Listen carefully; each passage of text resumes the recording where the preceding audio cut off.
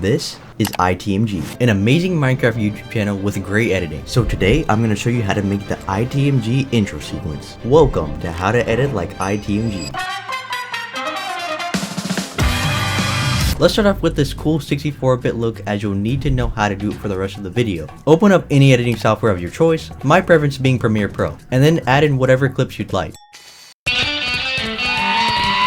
Because this effect is used on things such as the anime zoom, that's what I'm going to use. First, add an ultra key to get rid of the green screen and search for mosaic. It's going to turn the video really pixelated now, but a bit too pixelated. So in effect controls, change both width and length to 70. And make sure you have enabled sharp colors. Now it looks like it's straight out of Minecraft. To get your anime zoom looking closer to iTMG's, mess with lowering the opacity, and in the right moments, add the invert color effect to have a black texture. Speaking of textures, that's what you're going to need next to make this intro sequence from earlier. Before you do anything in your software, we need to get that sunburst background. So head to your browser, open YouTube, type moving sunburst background, and something very similar to that should pop up. Download one legally, of course, and then add it to your timeline. It's perfectly okay if the background doesn't exactly match mine. You can always use effects like Lumetri Color and HLS to change the saturation and hue.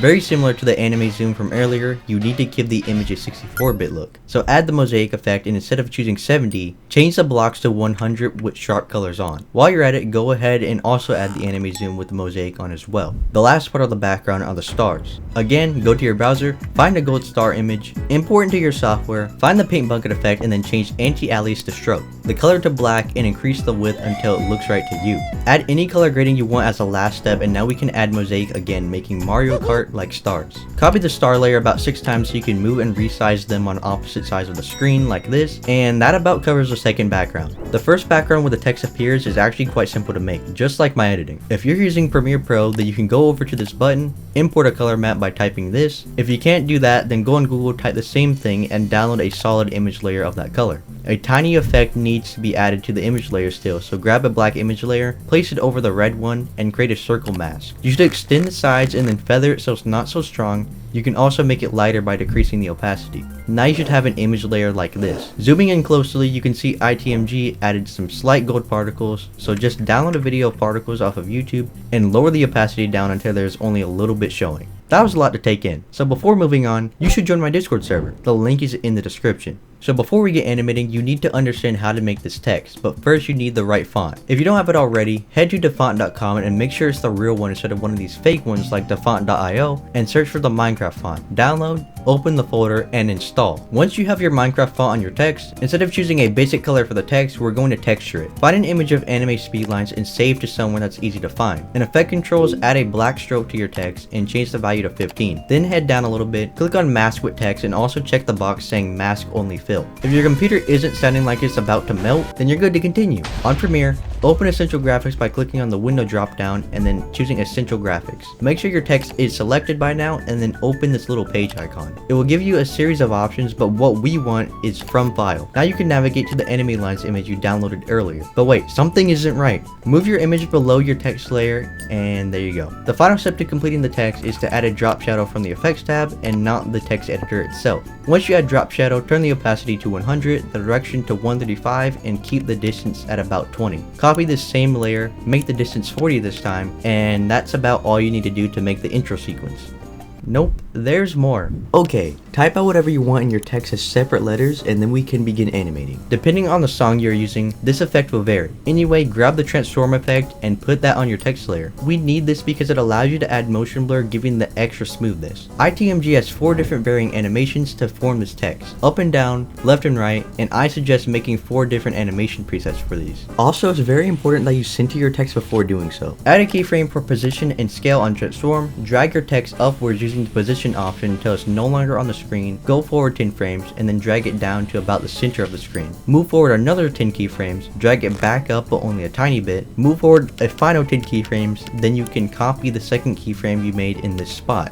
Now the text should come down with a little bounce animation. To make it look smoother, open the graph editor by pressing this little arrow on position. Now we can mess with velocity. All you need to do is click on the first keyframe, drag this line as far as you can, and then on the last keyframe, drag this line the same way. Make sure you save this preset as you're going to need it later. If you want to make the animation where the text comes from the bottom of the screen, just do the complete opposite of what we did with this one, and it's pretty much the same thing with the right and left animation. Decide how many pieces of the text you want to sync up, and then break it up into the selected amount by copying your text layer that many times. Delete letters or add letters to each text layer and then apply different animations to it. Sync these to your song by moving the layers around on the timeline, and you nearly have it, but we're still not done. Grab the VR glow effect or any glow effect you have and add it to each layer. If the glow isn't working immediately, then you should lower the luma threshold until you see a slight glow. Find the frame where the text is nearly connected with the full word and place a brightness keyframe, then go forward until the text is completely still and change the glow to 0. The last effect the text will need is posturized time. All this does is lower the frame rate to get more of an old game look. If you actually made it through all of that,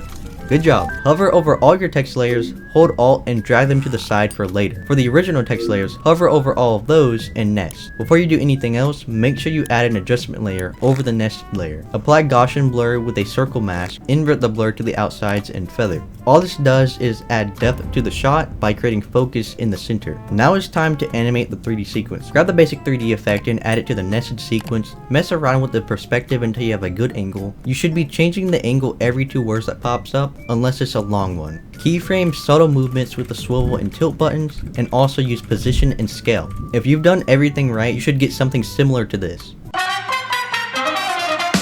That looks great, but it's only half of the intro sequence. We already made the other half earlier. Add your text without the animation over the background, and also make sure to speed up the sunburst video to nearly 1000%. And now the sunburst moves way quicker. Next, add a glow at the beginning of this portion for the text, then keyframe it to go down. Once you do that, also keyframe the text to go down from big to small during the selected duration of the sunburst. Do the same thing for the stars, only by nesting the sequence if you haven't already, then keyframing them to get bigger. Add camera shakes to the star layer and text layer, and now you need to watch this next video if you want to become a better video editor.